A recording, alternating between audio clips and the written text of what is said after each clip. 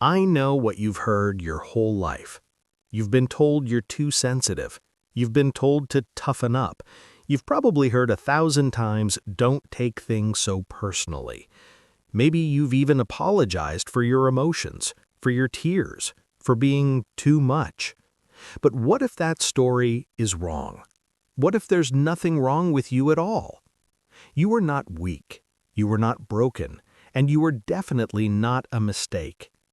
What you are is someone psychologists describe as highly sensitive, but let's call it something better. You are a super sensor. While most people experience the world in standard definition, your mind is taking it all in at ultra-high resolution. Every detail, every shift, every subtle cue, it all registers.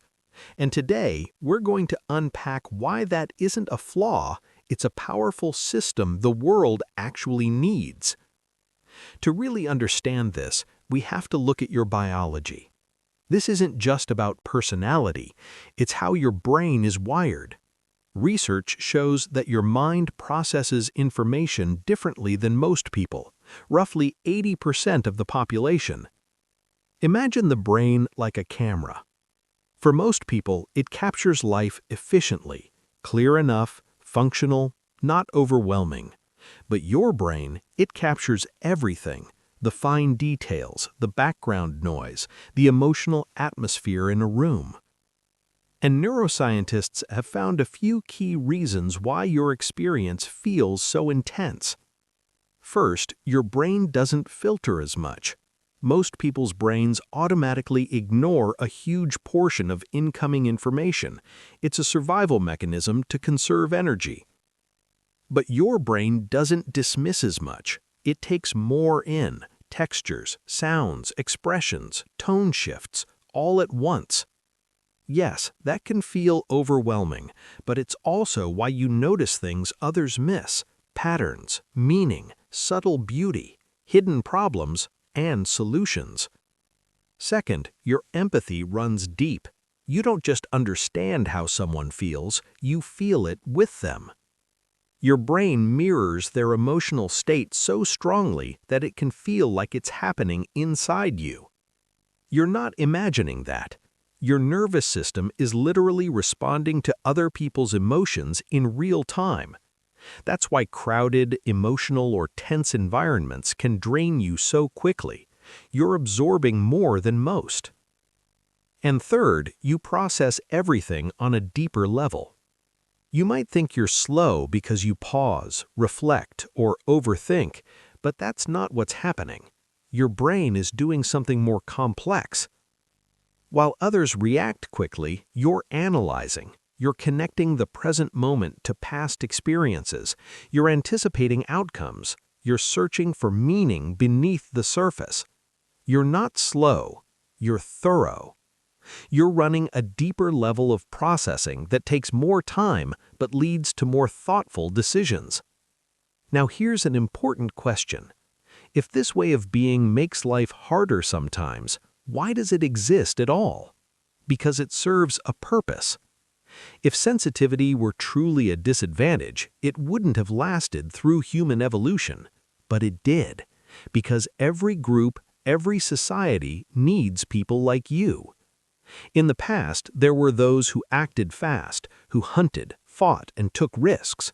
But without people who paused, observed, and sensed danger before it arrived, those groups wouldn't survive. That's where you come in. You're the one who notices the shift in tone, the one who senses something isn't right, the one who sees what others overlook. Your sensitivity isn't a weakness, it's an early warning system. The challenge is that modern life isn't built for that system. It's loud, fast, constant, overstimulating. It rewards quick reactions over deep reflection. So of course you feel out of place sometimes. But being out of place doesn't mean you lack value. It just means the environment doesn't match your design. And yes, there's a cost to how deeply you process life. You reach your limit faster. You might feel the need to withdraw, to be alone, to shut everything out. That's not you being dramatic. That's your system reaching capacity. Think of it this way. Some people are like dandelions. They can adapt to almost any environment. Noise, chaos, pressure, it doesn't affect them as much. But you're different. You're more like an orchid. In harsh conditions, you struggle more than others might. But place an orchid in the right environment, with the right care, the right space, the right balance, and it doesn't just survive, it thrives in a way that's extraordinary. That's called vantage sensitivity. In the right conditions, you don't just do okay, you excel beyond the average. So the goal isn't to become less sensitive. The goal is to create an environment that supports who you already are.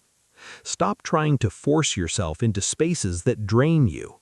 Stop trying to build a thicker skin that goes against your nature. Instead, protect your energy.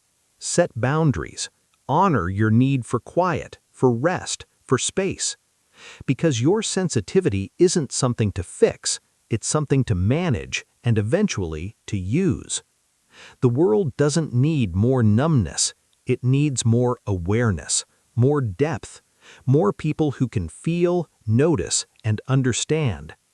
So the next time someone tells you you're too sensitive, pause, take a breath, and remember this. You're not too much. You're just experiencing more. And in a world that often rushes past what matters, your ability to truly feel and perceive is not a burden. It's a rare kind of intelligence. It's what makes you human. And maybe, just maybe, it's exactly what the world needs right now.